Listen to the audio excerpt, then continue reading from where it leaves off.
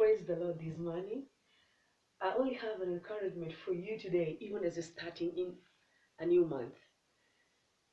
And I'm going to talk about on how God can use our weakness to qualify us as His candidates. There's something that I've learned in this life that every human being, they always want to get associated with your greatness, with your success, and with your strength. But no human being would want to get associated with your failures and weaknesses.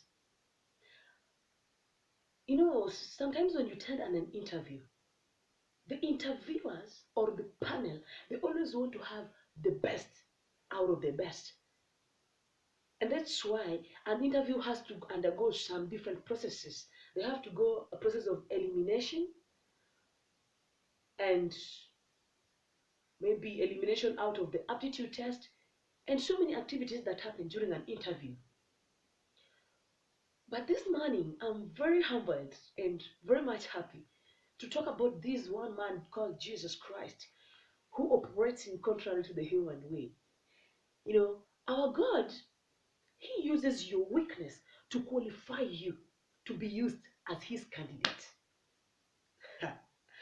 When I look in the Bible, when you study the story of Moses, in his life, he was a stammerer. But God had already chosen him to be the one to go rescue the people of Israel from their slavery, to take the Israelites out of the land of Egypt to the promised land. It's not that in Israel there were no good people, there were no fluent people that God could use to go and rescue the people of Israelites. As a matter of fact, Moses had a brother who was very fluent, a man who was presentable and could stand before a king. But God only chose on Moses, who was a stammerer, who, in the eyes of men, did not even qualify to stand before a king. If you look at the story of Naomi, this woman, she was blessed when she was in Israel.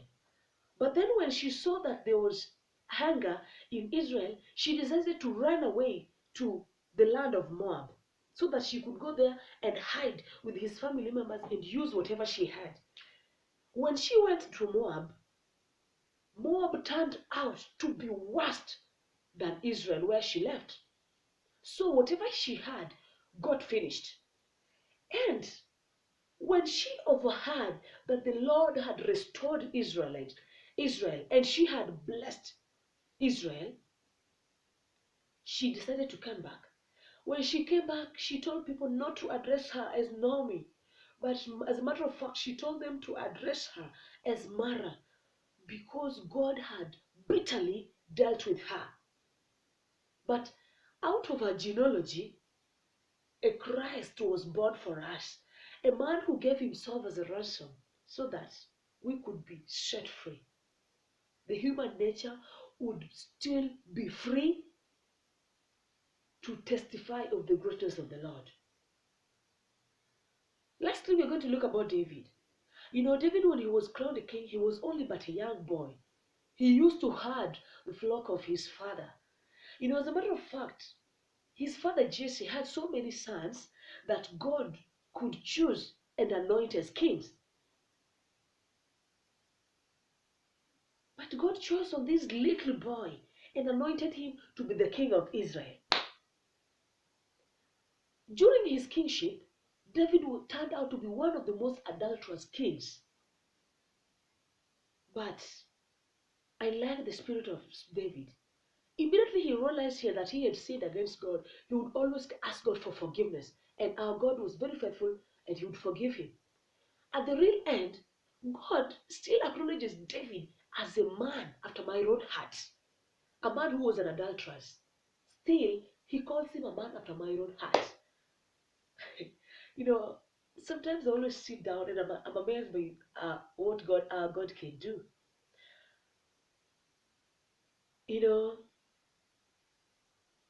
As human beings, we fully know our weakness. Even for you that is watching this clip now, when you look back into your life, you know your weakness. And that's why Moses, he knew his weakness. He told God, I'm a stammerer.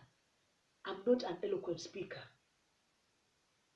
When we look at Jeremiah, he tells God, I'm only young. I do not know how to speak. When we look at Gideon, he claims that his clan was the least and the weakest. But from the fact that they knew all their weaknesses, God still chose to use them to fulfill his promises. Sometimes when you look at yourself and you see your weakness, we normally tend to be afraid. And remember, fear is the only main factor that the devil uses so that he can stop the Christians from receiving our things from Jesus Christ. There are so many things that we want to do in life as human beings and as born again Christians.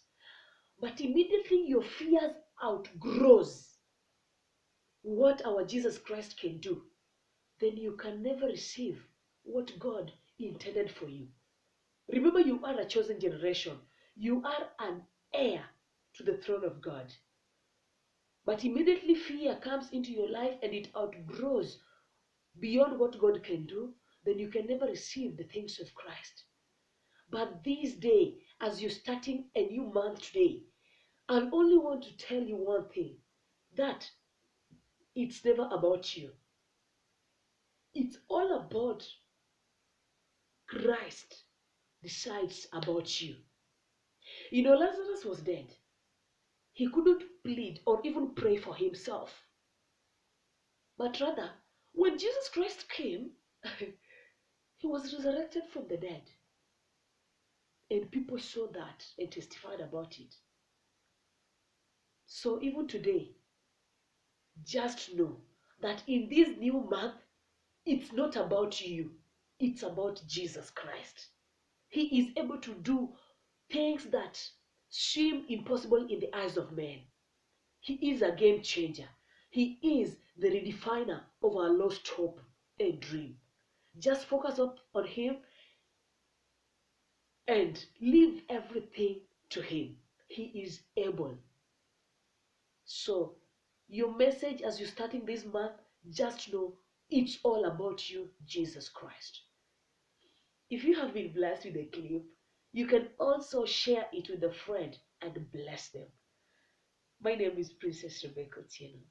I love you with the love of Christ. Je t'aime. Amen.